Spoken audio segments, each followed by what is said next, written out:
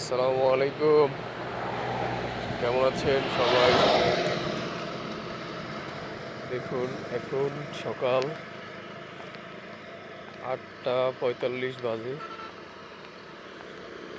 তারপরও রাস্তায় কি পরিমাণ কুয়াশা! এই যে দেখুন, মানে কুয়াশার জন্য দেখতেই পাচ্ছেন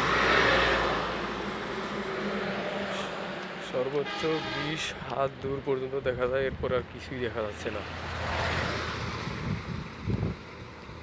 আসলে আল্লাহ চাইলে সবই সম্ভব। এই দেখুন,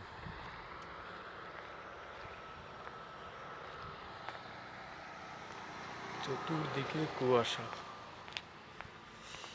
অবশ্য আজকে একটু শীত কম, কারণ গত ২, ৩, ৪ দিন যাবৎ যে শীত পড়েছে তার তুলনায় আজকে শীত একটু কম।